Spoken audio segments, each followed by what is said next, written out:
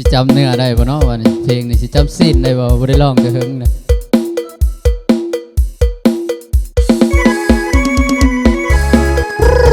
ขอสาวบ่ได้เนาะ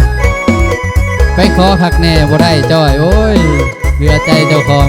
หอบผ้ากลับมากรุงเทพดีกว่า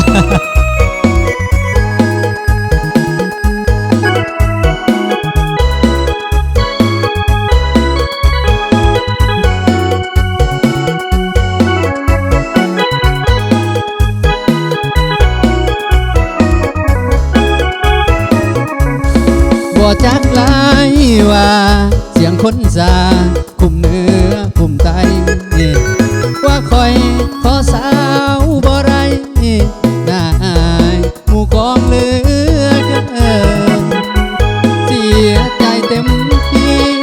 ก้มหน้านี้ตั้งแต่คนเกินบ่อยู่จนหอดมือน่าอายคนเขาสิเว้าใส่พ่อแม่เก็บเอาแพ้กระเป๋าเสื้อผ้าอดกันในเลือน้ำตามึงอย่าเปล่าหลังออกลาย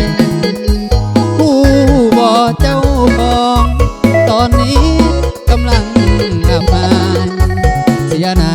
เท่าแก่หญิงสาวจึงขอไปตายดับหน้าดีกว่าเปิดอัดลา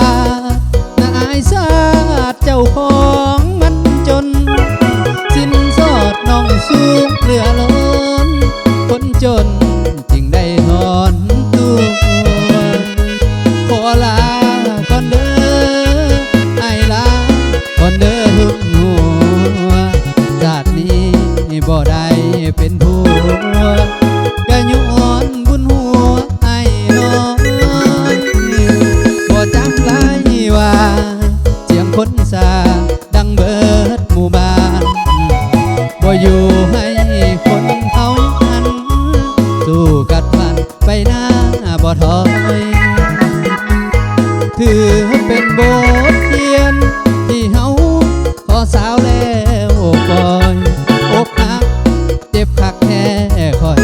ย้อนเงินเฮาน้อยจึงบ่ได้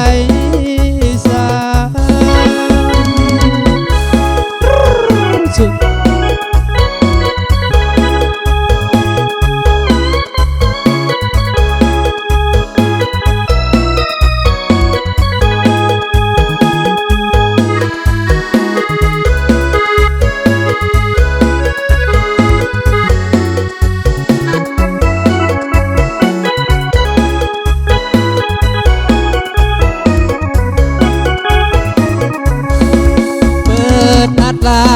ดนายสาดเจ้าของมันจนสิ้นสอดน้องสูงเหลือล้นคนจนจึงได้ถอนตัวขอลาก่อนเด้อไอ้ลาก่อนเด้อทุกหัวชาตินี้บ่ได้เป็นผัวแค่ย้อนบุญหัวไอ้น้อยบ่จักหลายว่าเสียงคนซาดังเบิดหมู่บ้านบ่อยู่ให้คนเขายันสู้กัดฟันไปหน้าบ่ถอยถือเป็นบทเรียนที่เฮาขอสาวแล้วปล่อย